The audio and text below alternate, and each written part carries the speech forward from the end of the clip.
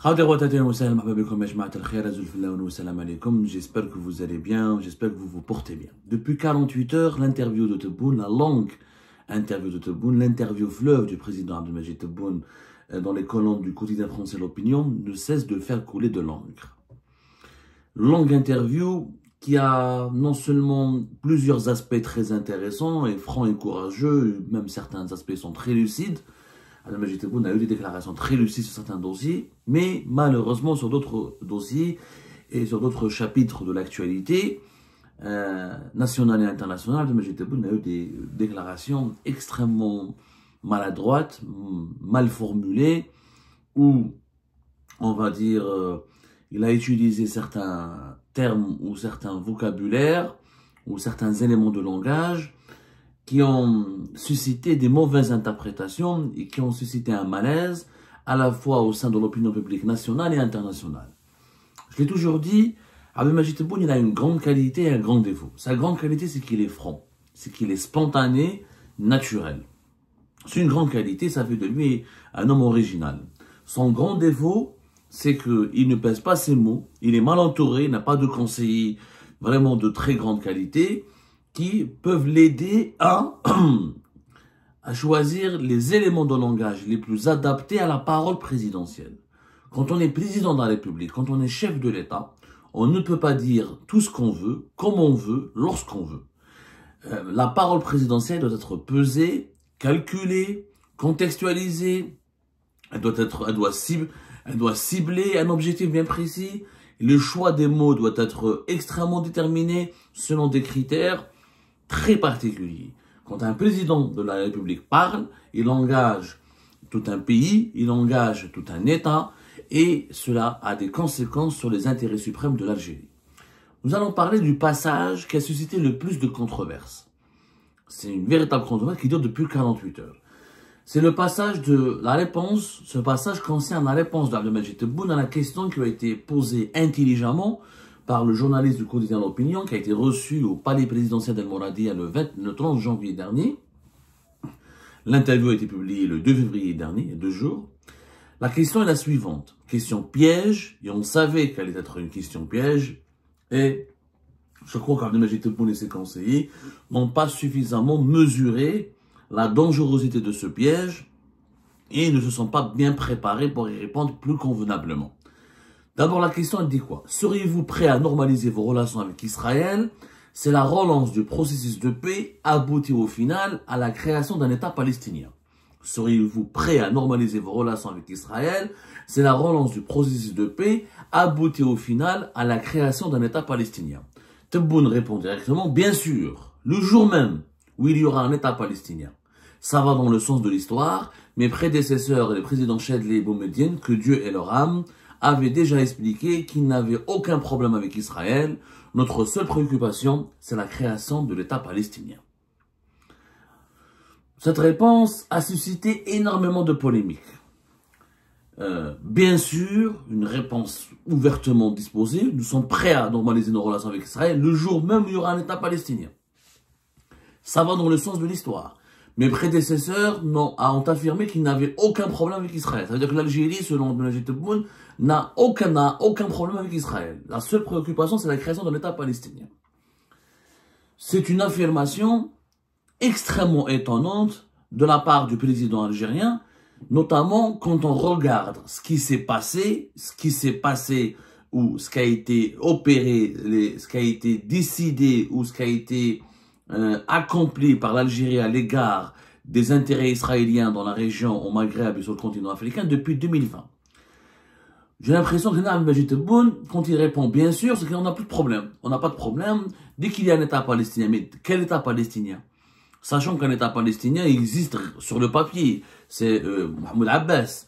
Est-ce que cet État palestinien, est-ce que l'Algérie est prête à reconnaître un État palestinien à n'importe quelle condition? Est-ce que cet État palestinien doit englober Gaza, ne doit pas englober Gaza? Est-ce qu'il doit englober Jérusalem ou le Quds comme capitale, pas comme capitale? Est-ce que on peut se contenter d'un État palestinien uniquement à Ramallah ou à Beit Lahm? C'est une réponse tellement facile et tellement expéditive c'est la réponse de quelqu'un qui a envie, on dirait, de tendre la main à Israël. Il n'y a pas eu de conditionnel, c'est une affirmation. Il n'y a pas eu de précision, oui, mais à condition d'un État palestinien où les droits des Palestiniens seraient respectés. Il n'a mis aucune condition. Il n'a pas expliqué qu'il fallait plus agresser la population palestinienne, qu'il fallait plus faire des offensives militaires contre Gaza. Il n'a pas parlé de Gaza. Il n'a émis aucune condition. Il a juste dit qu'il faut créer un État palestinien. Eh ben c'est facile. Demain les Israéliens ils vont dire voilà, il y a un État palestinien, voilà. Une petite, comment dirais-je, un micro-État. C'est très facile de créer un micro-État. Est-ce que cela correspond réellement aux valeurs de l'Algérie, au soutien de l'Algérie? Et la réponse, elle est tellement favorable, elle est tellement complaisante. Voilà, on parle de complaisance. Elle est tellement complaisante et elle est tellement... Il y a une prédisposition étonnante de la part de Tebboune dans cette réponse pour renouer contact ou là pour normaliser les relations avec Israël. Il y a une complaisance. Voilà, le mot que je cherche, c'est la complaisance. Il y a une sorte de bienveillance. Voilà. Il y a une sorte de bienveillance et de complaisance de la part du président algérien à l'égard d'Israël qui est étonnante. Elle est étonnante. Parce que durant ces 4 ou 5 dernières années, le mot Israël n'était même pas autorisé à être prononcé en Algérie. Les officiels algériens ne parlent, le mot Israël, il est banni, on parle d'entité sioniste. Aucune reconnaissance. Je rappelle quelques phrases, une déclaration d'Abdelmajid Tebboune en 2020, le 20 septembre 2020, lorsque plusieurs pays arabes avaient des négociations pour normaliser les relations avec Israël et entre plusieurs pays arabes et qui ont abouti aux accords d'Abraham de décembre 2020 avec le Maroc, le Bahreïn, les Émirats arabes unis et le Soudan. Le 20 septembre 2020, Abdelmajid Tebboune, dans une interview, il a dit que je constate qu'il y a une sorte de course au trot vers la normalisation. Nous n'y participerons pas, nous ne la cautionnons pas. Et la cause palestinienne est sacrée pour nous et pour tout le peuple algérien. Quand on remarque cette déclaration en 2020, en septembre 2020, 4 années, presque 5 ans plus tard, 4 années et demie, voilà, 4 ans et demi plus tard, Abdelmajid Tebboune ne dit pas que la cause palestinienne est sacrée, il ne dit pas que nous n'allons pas cautionner la normalisation avec Israël, il ne pose pas de conditions, il dit bien sûr, on est prêt à normaliser nos relations avec Israël, on n'a pas de problème avec Israël, on veut juste un État palestinien. Dans quelles conditions cet État doit exister? Est-ce que ça dit, quelles sont les garanties de sécurité et de viabilité de cet État? Rien, pas un mot. C'est le changement de positionnement, le changement de temps, entre le fin septembre 2020, où je constate qu'il y a une course vers la normalisation de la part des autres pays arabes, nous n'y participerons pas, nous n'allons jamais la cautionner, et la cause palestinienne est sacrée pour nous, pour tout le peuple algérien, cette déclaration n'a rien à voir avec la déclaration qui a été faite au quotidien L'Opinion, où ils ont dit, bien sûr, le jour même, je suis prêt. Il n'y a même pas le jour même, dès que les Israéliens donnent un n'importe quoi aux Palestiniens, il y a aucun micro-État, une petite 3 hectares, à dire un État, même pas sans aucune condition, je reconnais. Ce n'est plus le même Tebboune. Ce n'est pas du tout le même Tebboune, parce que durant le régime Tebboune de 2020 à 2025, on ne parle pas d'Israël, entité sioniste, les télévisions publiques, les télévisions étatiques, les partis politiques, les appareils médiatiques du régime algérien, tous les proches du régime algérien diabolisaient jour et nuit Israël. Et quand on dit on n'a jamais de problème avec Israël, d'abord c'est pas vrai. Personne n'a dit, ni Chadli ni Bouteflika n'ont dit qu'on n'avait pas de problème avec Israël. On va revenir sur la partie histoire. C'est pas aucun président algérien n'a dit qu'on n'a pas de problème avec Israël. Ça n'a jamais été dit comme ça. Et quand un président parle, un président, ce n'est pas un épicier, ce n'est pas un avocat, ce n'est pas un journaliste, ce n'est pas un youtubeur, ce n'est pas un polémiste, ce n'est pas un artiste, ce n'est pas un commerçant, c'est un président. Les mots ont un sens. Quand tu dis on n'a aucun problème avec Israël.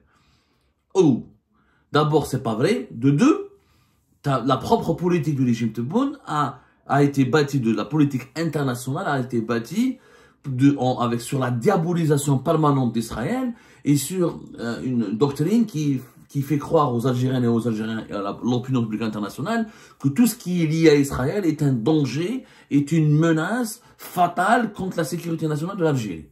On a rompu nos relations diplomatiques avec le Maroc. Pourquoi? Parce que le Maroc a normalisé ses relations avec Israël.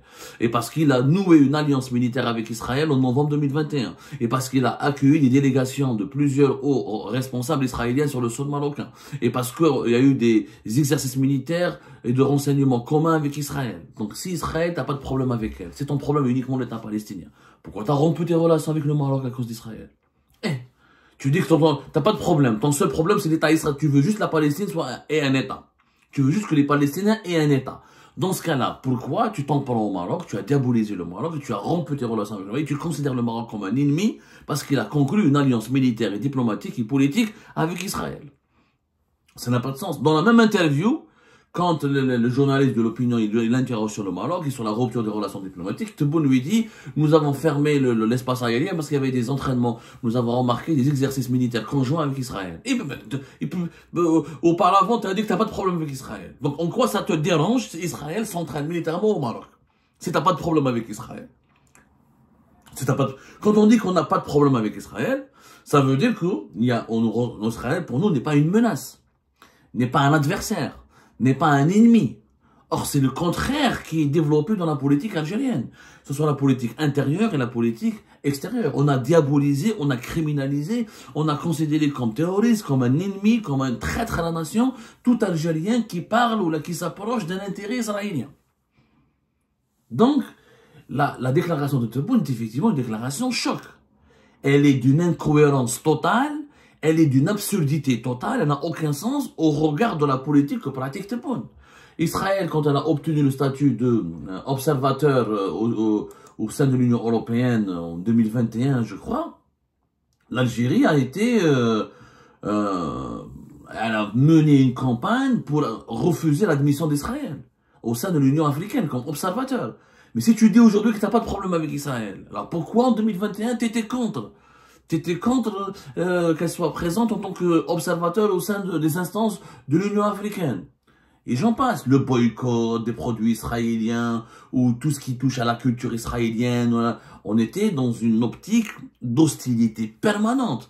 Et le récit médiatique, le récit politique, y compris pendant les élections présidentielles anticipées, durant la campagne électorale des élections présidentielles anticipées de septembre 2024, on continue à affirmer aux Algériens et aux Algériens, les partisans de Tebboune, ses lobbyistes, les médias qui lui sont fidèles, les partis politiques qui se sont engagés dans sa campagne.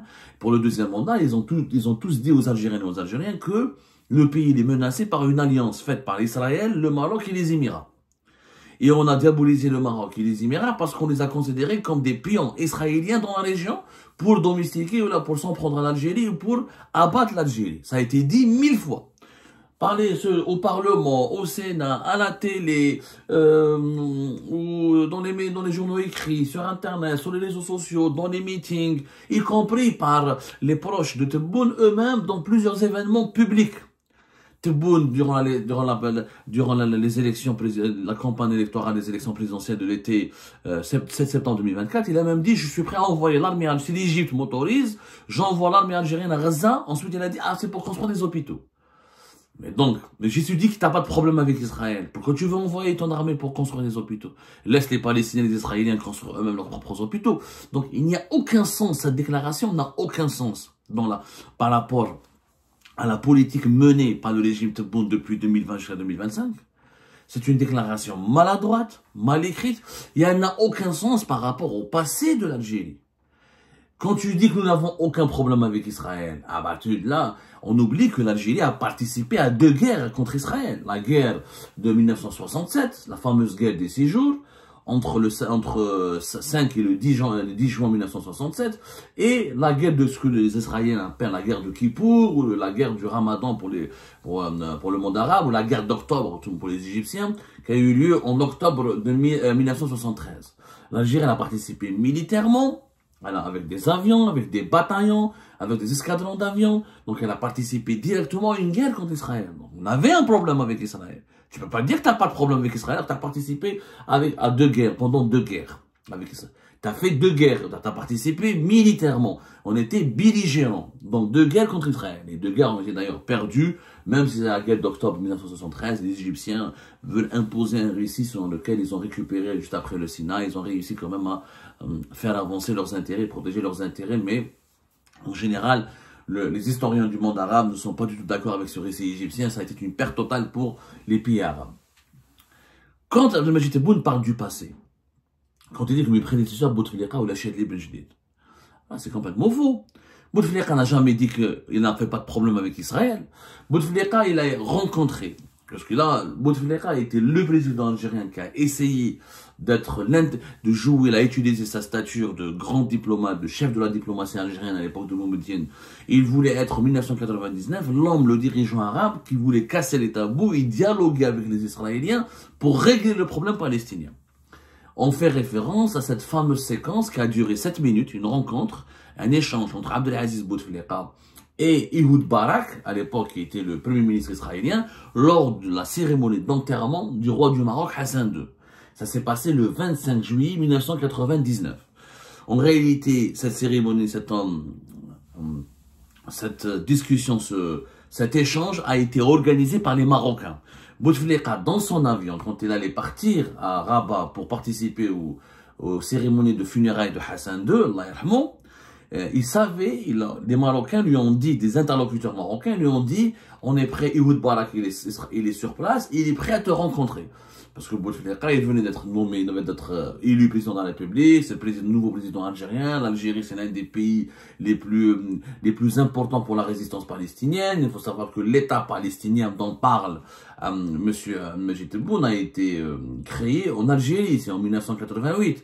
C'est en Algérie que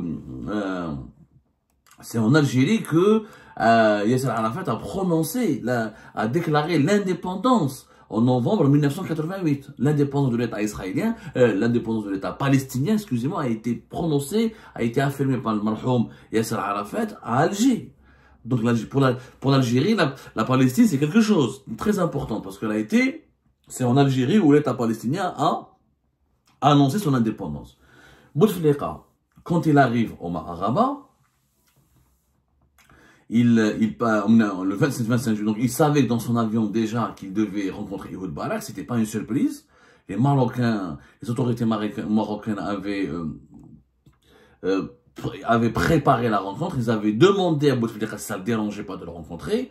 Et Bouteflika a répondu non, pas du tout, ça sera l'occasion pour moi de briser un tabou et de dire ce que je pense. Et Bouteflika lui a dit quoi?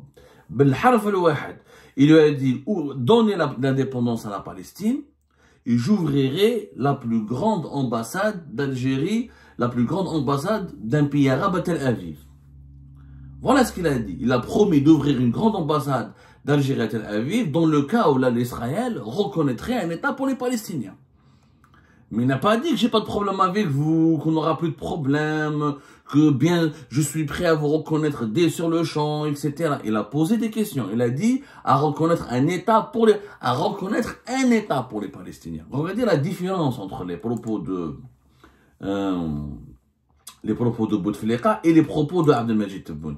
Abdelmajid Tebboune, bien sûr, le jour où il y aura un État palestinien. Bouteflika parle un État pour les Palestiniens, pas un État palestinien, un État pour les Palestiniens. Parce que c'est pas la même chose. Quand les présidents parlent, c'est pas les mêmes mots. Et c'est la différence entre quelqu'un qui est un grand diplomate, qui connaît le poids des mots, qui a de l'expertise, qui a du savoir-faire, qui connaît les coulisses de la géopolitique internationale, et quelqu'un qui est un profane, qui ne connaît pas malheureusement, même si Tebboune a de très bonnes intentions, je ne doute pas ses intentions, je pense pas qu'il a tenu cette phrase pour compromettre la souveraineté du pays ou les intérêts de l'Algérie, ou il n'a pas voulu trahir la souveraineté de l'Algérie, ou il n'a pas voulu, il n'a pas voulu céder la souveraineté de l'Algérie à Israël. Sauf qu'il est profane en matière diplomatique. Il n'a pas le même savoir-faire, ni la même expertise, ni le même parcours, ni la même expérience. Bouteflika a parlé d'un État pour les Palestiniens. Un État pour les Palestiniens, ça veut dire qu'un État avec des conditions, avec des conditions qui soient adaptées aux Palestiniens, adaptées aux exigences, aux revendications des Palestiniens. Tebboune parle d'un État palestinien tout court. C'est pas la même chose. Un État palestinien, on peut le créer. On peut demain en Jordanie, les Israéliens veulent, ok, pas de problème. En Jordanie, on prend une partie de la Jordanie, on a une partie de l'Égypte. Un État palestinien. C'est pas la même chose. Un État pour les Palestiniens. Bouteflika, ça a duré 7 minutes. Il a brisé un tabou à l'époque. Bon, il a été critiqué parce qu'il a serré la main de Mubarak, mais voilà, ce n'était pas Bouteflika n'a pas dit, quand il a vu Mubarak, il ne lui a pas dit, j'ai pas de problème avec toi. Il lui a dit, il faut que si Israël reconnaît un État pour les Palestiniens, j'ouvrirai la plus grande ambassade d'Algérie à Tel Aviv. Et ce sera le pays qui aura, l'un des pays qui aura la plus grande ambassade à Tel Aviv. Il n'a pas dit Jérusalem, attention. Et c'est un autre problème. Tebboune, il dit, le jour où il y aura un État palestinien, il n'a même pas parlé où sera la capitale de l'État palestinien. Où la capitale? Un État, il a besoin d'une capitale, oui. Si c'est pas Jérusalem, qui est la capitale de l'État palestinien, et si c'est Israël qui elle-même va garder le contrôle absolu de Jérusalem. Parce que l'Algérie va ouvrir une ambassade à Jérusalem pour l'État, pour collaborer ou pour reconnaître l'État israélien. Donc il y aura un problème. C'est une déclaration franchement maladroite. Et elle est totalement contradictoire. Et elle s'inscrit dans un contexte. En réalité, Abdelmajid Tebboune, il a déclaré cette phrase où il a voulu montrer une certaine complaisance ou une certaine ouverture d'esprit ou une certaine bienveillance à l'égard d'Israël parce qu'il y a Donald Trump. Cette phrase est une concession pour Donald Trump, parce qu'il y a Donald Trump qui est pro-israélien, pro-marocain, le régime algérien se sent sous pression, on en parlera plus tard, et on ressent la pression américaine. Il y a une pression, il y a un pressing, il y a la peur de Donald Trump. Le régime algérien, il est animé en ce moment par une peur atroce à l'égard de Donald Trump. Parce qu'ils ont bien vu qu'en 2020, la reconnaissance américaine de la marocanité du Sahara occidental a tout bousculé, a bousculé tous les rapports de force. Donc le régime actuel, le régime algérien, piloté par Abdelmajid Tebboune, y compris par Chengrihal, le secrétaire-major de l'armée, ils ont peur d'une nouvelle offensive pro-marocaine de la part de l'administration de Donald Trump. Et ils ont peur que les Américains renforcent cette alliance hostile qui encercle l'Algérie, à savoir les Émirats, Israël, le Maroc, les États du Sahel qui commencent à se sont beaucoup plus rapprochés des Émirats et du Maroc que de l'Algérie, ils s'éloignent de l'Algérie, ce qui se passe en Libye. Le régime algérien, donc, il avait envie de faire une concession symbolique pour plaire à l'administration américaine, pour dire, c'est un message pour l'administration américaine, pour dire, voilà, nous ne sommes pas anti-sémistes, on n'est pas d'ailleurs, le mot sioniste n'a pas été prononcé par Abdelmajid Tebboune. Abdelmajid Tebboune, on va revenir dans une autre émission, on lui a posé une question sur les déclarations de Donald Trump sur le déplacement de la population de Gaza, il ne l'a pas condamné, il a eu des propos il a évité de la condamner, il a eu des propos mais extrêmement faibles par rapport à, quand même au risque de déplacement de la population de Gaza. C'est quand même, ça reste un crime majeur, ça pourrait être un crime atroce de déplacer toute une population pour vider la bande de Gaza. Donc Abdelmajid Tebboune, il a eu une attitude clairement gentille, amicale, parce qu'il a envie de ménager, de ne pas froisser la nouvelle administration américaine. C'est ça la vérité. Mais on aurait pu faire autrement. On pourrait ne pas froisser les Américains. On aurait pu tendre la main aux Américains tout en restant constant par rapport aux attitudes, par rapport aux valeurs de l'État algérien et tout en étant, comment dirais-je, il fallait s'attarder au lieu de répondre aussi, c'est une réponse bête et maladroite.